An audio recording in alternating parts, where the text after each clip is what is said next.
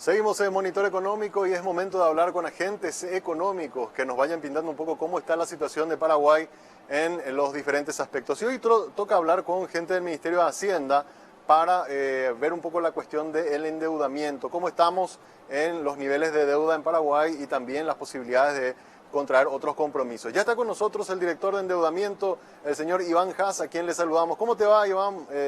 Muy buenos días. Muy buen día, Samuel, para vos y para todas las personas que nos están viendo y escuchando.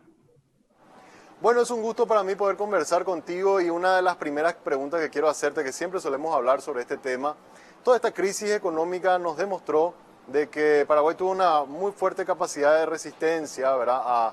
A la crisis. De alguna manera fuimos uno de los países menos golpeados si miramos el Producto Interno Bruto. Pero ¿cómo quedó nuestra posición también en riesgo país a la hora de mirar la cotización de nuestros bonos? ¿De qué manera ustedes analizan el cierre del 2020 y cómo estamos arrancando este 2021, director? Sí, cómo no, Samuel, yo siempre digo que esta pandemia marcó un antes y un después en todas las economías del mundo, ¿verdad?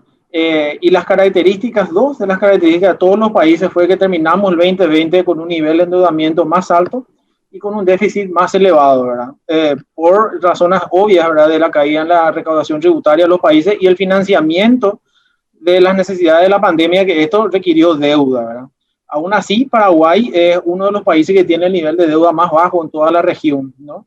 Cuando hablamos de riesgo país, yo quisiera comentarle a Samuel que de entre todos los países de Latinoamérica, si miramos las calificaciones crediticias revisadas durante el 2020, solamente fuimos 3 países los que no sufrimos modificaciones, ni en la calificación crediticia, ni tampoco en la perspectiva, ¿verdad? Estamos Paraguay, Uruguay y, si mal no recuerdo, Honduras, ¿verdad? El resto de todos los países sufrieron una baja o en la calificación crediticia o en la perspectiva con los ojos que nos ven las calificadoras de riesgo, ¿verdad? Respecto al rendimiento de los bonos, Samuel, he leído en los últimos días, ¿verdad?, que algunas personas han dicho que el precio de los bonos de Paraguay ha venido en caída debido a, bueno, toda esta situación de tensión que hemos vivido en la última semana. Yo ahí quisiera nomás, Samuel, también puntualizar un poco que miremos los datos propiamente, ¿verdad? Paraguay no fue el único país que sufrió esta, digámosle, esta característica. Fueron todos los países de Latinoamérica, ¿verdad? Y la principal fuente de que tanto el rendimiento de los bonos haya aumentado y el precio caído es que los bonos del tesoro de Estados Unidos han venido aumentando, ¿verdad? Yo tengo aquí unos datos que te puedo dar. El bono a 10 y a 30 años han sufrido incrementos del 36.3% y 21.8% respectivamente, ¿verdad? El 12 de febrero, por ejemplo, el bono a 10 años se encontraba de Estados Unidos alrededor del 1.14%, hoy está al 1.55%, ¿verdad?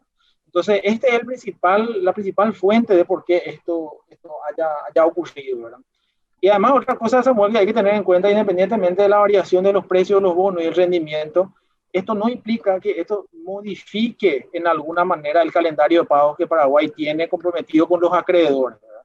El compromiso de pago de Paraguay con todos los acreedores tenedores de los bonos está explícito en el bono cuando se emite de manera inicial, tanto la tasa de interés y el plazo. Eso no se modifica. Ahora, con respecto al nivel, porque esto es lo que preocupa muchas veces a muchos economistas, algunos analistas que hablan del aceleramiento del nivel de la relación deuda-PIB. Para este año, con las emisiones que hicimos de bonos soberanos, ¿con eso nos quedamos o hay posibilidad de tomar algún tipo de otro compromiso más para reforzar? Sobre todo se habló en los últimos días la posibilidad de emitir bonos para la compra de vacunas, director. Ahí te explico, Samuel. Mira, nosotros desde el presupuesto general del gasto de la nación para este año teníamos una autorización de 600 millones de dólares para todo el año. También adicionalmente a eso, la autorización que teníamos era de estas leyes del Plan Yapujá. Hay una ley que es para vivienda, como vos bien sabés, que contempla un financiamiento de 47 millones de dólares. Eso aún todavía no se emitió. Y también hay un remanente de la ley social que le llamábamos, ¿verdad?, que era un total de 125 millones de dólares, de los cuales 100 ya fueron financiados, 25 aún todavía. En concreto, Samuel, lo que nosotros vamos a seguir emitiendo en lo que resta del año son estas dos líneas que te acabo de mencionar y los remanentes del presupuesto, que superan un poco los 100 millones, está alrededor de los 120 millones de dólares, Esto va a ser emitido a través del mercado interno con el calendario de emisión que tenemos ya publicado en la página web. Líneas de crédito adicionales, hasta el momento esa no es la opción uno, Samuel. Yo te digo, el Ministerio de Salud hoy en día tiene 230 millones de dólares todavía de los remanentes de los 1.600 del año pasado. De esos 230, 40 millones estaban destinados exclusivamente a la compra de vacunas, ¿verdad? Y bueno, la idea es que ellos puedan ejecutar este dinero y eventualmente si hace falta, se puede pensar en una reprogramación dentro del presupuesto del propio Ministerio de Salud o eventualmente dentro del presupuesto general de gastos, ¿verdad? Esa es la opción uno si es que llega a faltar recursos para el Ministerio de Salud. O sea, con los recursos disponibles hasta ahora, director, tanto del remanente para salud que sobró, no sé si sobró, que no se ejecutó todavía de la ley de emergencia, que tengo entendido va hasta junio de este año, se puede ir cumpliendo con todos los compromisos y compra de los insumos que se necesitan, director. Es la opción uno, como te mencioné, ¿verdad? También hay que mencionar que estos organismos multilaterales de crédito, como el BID, Banco Mundial, las CAF, ¿verdad? Ellos siempre tienen líneas de crédito abiertas para los países, ¿verdad? Pero como te digo, esto no es la opción uno, sería la segunda o la tercera opción. Siempre vamos a mirar dentro de lo que hay el presupuesto, ¿verdad? Como vos sabés, nosotros tomamos un compromiso muy fuerte, ¿verdad? De que este año el déficit fiscal tenemos que cerrarlo en 4%, de hecho está en la ley de presupuesto, así que pensar en financiamiento adicional implica que este 4% se podría haber afectado. Por eso te digo, no es la opción 1. Claro, claro. Ahora, otra cosa surgió de estas restricciones horarias para ciertas actividades. Algunas empresas, sobre todo del rubro de los servicios, se planteaban la necesidad de, ya que van a haber nuevas restricciones, lo cual va a impedir sus actividades, de poder tener algún tipo de asistencia o de medida adicional económica. En el Ministerio de Hacienda, ¿algo se ha analizado sobre eso, de poder captar un poco fondos que permitan poder tener los recursos para poder solventar estos 15 o un mes? No sabemos todavía cuánto es lo que se va a tener que imponer nuevas restricciones para estas zonas muy productivas. O sea, son 24 ciudades, de ellas incluso la capital, ¿verdad? Que tienen un nivel de actividad muy alto, director. Mira, yo acabo de salir de la reunión justamente con estos sectores, gastronomía, hoteles, turismo, ¿verdad? Estuvimos con el ministro de Hacienda, el ministro del Interior, la ministra del Trabajo, la ministra Carmen, y fue yo creo que una reunión bastante productiva, ¿verdad? De ahí, de esa reunión salimos, ellos acordamos trabajar principalmente en tres ejes, ¿verdad? Primero que nada era el tema de créditos, ¿verdad? Ellos mencionaron que algún tipo de refinanciamiento de aquellos créditos que tomaron durante la pandemia le estaría siendo muy beneficioso. De hecho, mañana a las 8 de la mañana tenemos marcada una reunión aquí desde Hacienda con toda la banca pública. Hablamos de Banco Nacional de Fomento, Fondo Ganadero, Crédito Agrícola y la AFB. Entonces, ese sería como un primer pilar en el cual vamos a estar trabajando con estos sectores. Otro de sus reclamos fue el tema tributario, ¿verdad? El refinanciamiento de algunos pagos de impuestos, ¿verdad? De diferimiento, ¿verdad? Todavía no tenemos, digámosle precisamente cómo, pero ese es otro de los pilares en los cuales vamos a estar trabajando.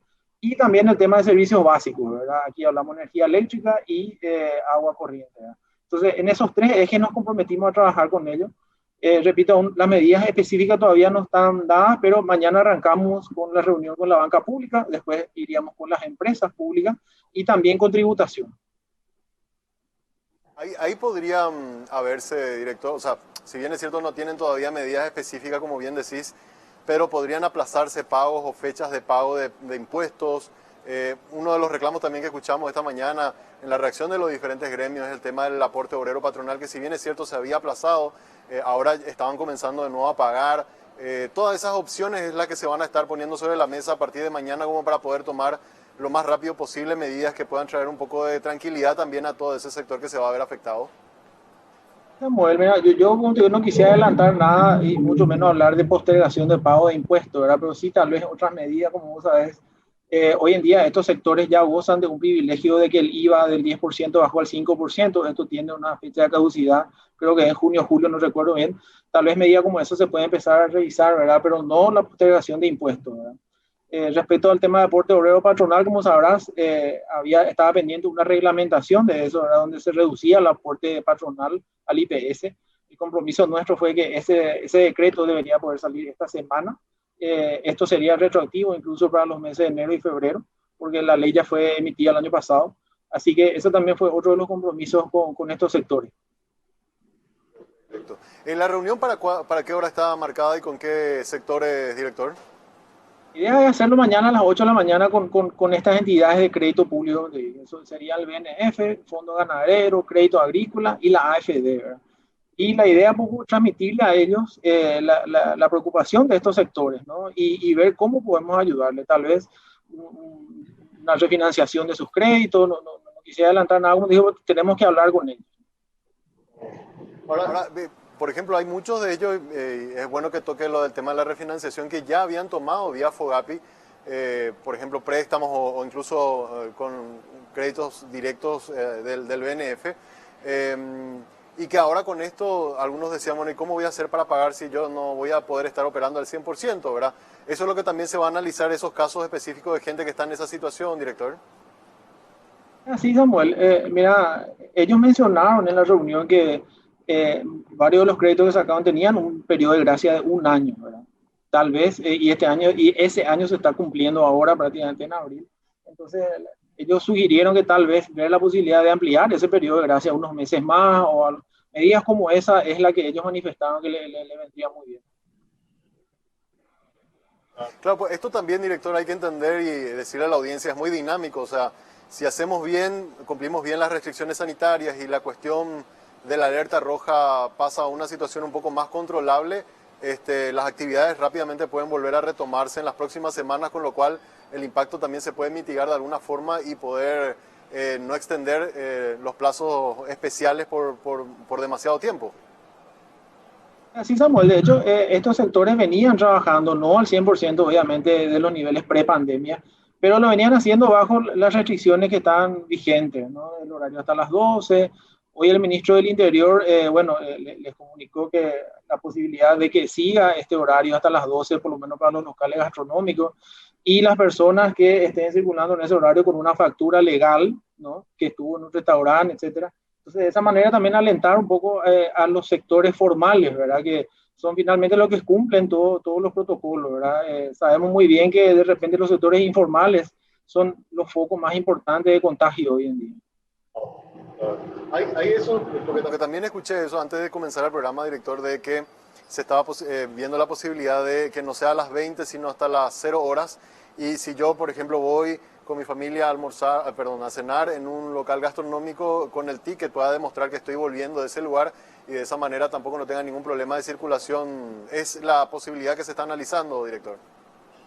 Entonces, que le puso sobre la mesa el ministro del Interior y la idea es trabajar en esa línea, ¿verdad? Siempre y cuando, obviamente, con un comprobante legal, ¿verdad? Que uno estuvo en un restaurante y bueno, pueda demostrar, ¿verdad?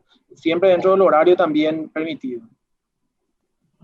Con los gremios privados, ¿cuándo tienen previsto reunirse? O sea, si bien es cierto, mañana van a estar con la banca pública, ¿hay posibilidades también de que mañana, en horas de la tarde o pasado mañana se reúnan también con los gremios como para poder ir afinando las medidas y poder sacarlo lo más rápido posible y de forma consensuada, que es lo que están pidiendo también desde el sector empresarial, director? Samuel, de hecho, la reunión que yo te dije de las 8 sería, digamos, una reunión todavía interna y la idea es esa misma mañana ya prácticamente de seguido convocar otra vez a los gremios ya para ver a qué acuerdo llegamos, por lo menos con la banca pública, que era uno de los ejes, y después continuar así también con las empresas públicas. Otra consulta que tengo también, está pendiente cubrir la vacante del viceministerio de Economía. Todavía no hay nombres, incluso se mencionó el suyo en algún momento, director. Está el decreto, Samuel. Yo entiendo que tanto el ministro de Hacienda con el presidente se están tomando su tiempo para la designación. Como sabrás, también había otros temas mucho más urgentes, como estos temas de las medidas. Tengo entendido que en esta semana se va a conocer a la persona que va a venir a ocupar el lugar que dejó Carmen Marín, la actual ministra ya designada. Sonó su nombre, director. No hay posibilidad de poderlo tener a usted como viceministro en breve. Yo no quisiera decir nada, Samuel, hasta ver el decreto y ahí vamos a ver quién es la persona. Yo entiendo que la decisión que tome el ministro de Hacienda conjuntamente con el presidente seguramente va a ser la mejor. Pero sí, lo que por lo menos escuchamos es de que sería alguien de la casa, así como ya se ha acostumbrado en las últimas designaciones que se hicieron. La idea es esa, Samuel. El ministro está pensando en esa línea. Alguien de la casa, como bien dijiste, los últimos dos viceministros tanto Humberto Colmán como Carmen Marín fueron de la casa, ¿verdad? Si uno se pone a pensar aquí un poco, la Subsecretaría de Economía últimamente se ha convertido como en una mina de recursos humanos, ¿verdad? Si uno hace un vistazo rápido, hay exfuncionarios de la Subsecretaría en el directorio del Banco Nacional de Fomento, AFD, Banco Central, ¿verdad? Entonces, la idea es que promocionar a la gente de la casa, Samuel. Ahora, una consulta más que tengo, director, que tiene que ver con el nivel de endeudamiento, ¿verdad? Porque eh, escuchamos a varios economistas, escuchamos a algunos analistas de que hablan de que estamos en una situación ya un poco preocupante por el nivel de endeudamiento. Si bien es cierto, nuestro nivel, creo que estamos cercano al 35%, es uno de los más bajos de la región.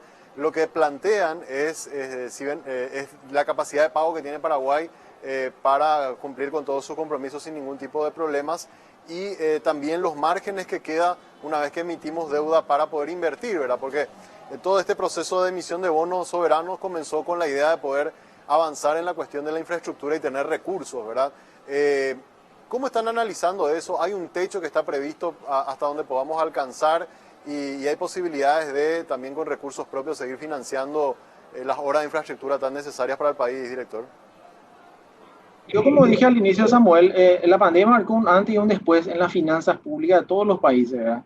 Nosotros somos muy conscientes de que ese endeudamiento que tomamos el año pasado vino a aumentar, digámosle, de manera significativa la deuda y que ese ritmo de crecimiento no puede continuar, ¿verdad?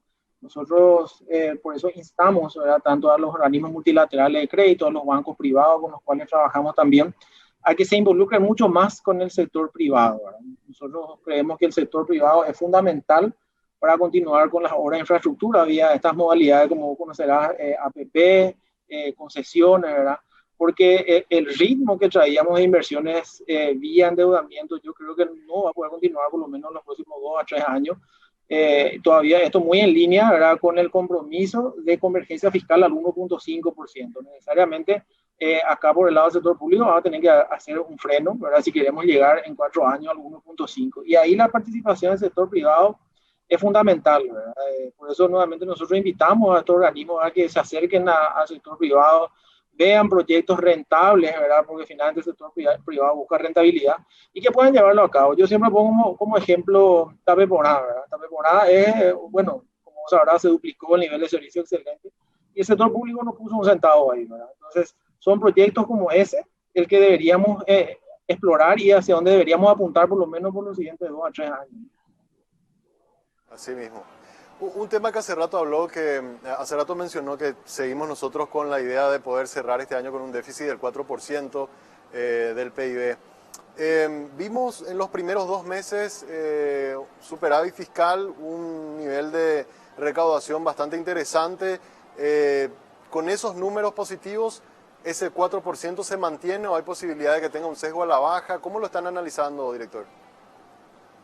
Es así, Samuel. Nosotros vemos con bastante optimismo varios indicadores económicos, ¿verdad? Primero que nada, como decía, el resultado fiscal, ¿verdad?, que ha acumulado el mes de febrero, vemos un superávit del 0.1% del Producto Interno Bruto. También otro de los indicadores positivos que vimos es la recaudación del IVA, que por octavo mes consecutivo viene arrojando números positivos. Si bien, como sabrás, el IMAEP trajo un número negativo en el mes de febrero, esto también se explica porque el mes de enero del año anterior fue un año muy positivo, ¿verdad? Entonces se compara enero contra enero y bueno, ahí vimos un número negativo, ¿verdad? Pero nosotros somos optimistas de que si continuamos con este ritmo de los primeros 2 meses, el 4% es alcanzable. Aquí la única variable que no controlamos es la incertidumbre de la pandemia, ¿verdad?, y la posibilidad de frenar otra vez nuevamente algunos sectores. Esa es la única variable de incertidumbre que, bueno, hasta hoy en día está presente, ¿no? Claro. Por eso que las medidas que se puedan tomar tienen que ser muy específicas y muy puntuales como para que toda esta dinámica de recuperación que comenzamos a ver ya desde el último trimestre del año pasado y ya en los primeros meses de este año se mantenga, director. Si bien es cierto, y eso nosotros también lo explicábamos acá en el canal y en la radio, decíamos que nos estábamos comparando enero del 2020 con enero de este año y enero del año pasado todavía no teníamos pandemia, con lo cual evidentemente todas las actividades económicas estaban activas al 100%, ¿verdad? Entonces, de alguna manera por eso también responde el signo negativo, con lo cual esperemos que en marzo, si es que estas restricciones que ahora se van a comenzar a tomar no son tan fuertes, esos números no se vean tan afectados, director. Nosotros discutimos toda la semana pasada ya en conjunto con el Ministerio de Salud, el Ministerio del Interior, estas medidas, ¿verdad? Y bueno, una de las ideas principales, por lo menos desde el punto de vista económico, era no volver a cerrar todo el país, sino que focalizar las medidas solamente en aquellas zonas rojas, ¿verdad? No tiene mucho sentido cerrar todo el país cuando determinadas ciudades son las que están con un contagio elevado. Así que la idea era dejar libre aquellas ciudades que no bueno, tienen... Entonces, puntualmente mañana. No, adelante Samuel, por favor. Exacto. No, pues, disculpa, pues me salió con un poquito de retraso nomás de tu retorno. Lo que decía nomás puntualmente, entonces mañana van a tener a las 8 de la mañana una reunión con todos las principales autoridades de la banca pública. Una vez terminado eso, se van a reunir con gente del sector privado de los gremios como para ir ya anunciando medidas económicas de mitigación de las restricciones que se vayan a tomar a partir del jueves. Es así, Samuel, así mismo, como te dije, a las 8 nos reunimos con los representantes de la banca pública, seguidamente eso ya con los gremios y seguramente ahí ya anunciaríamos algunas de las medidas a tomar en ese eje.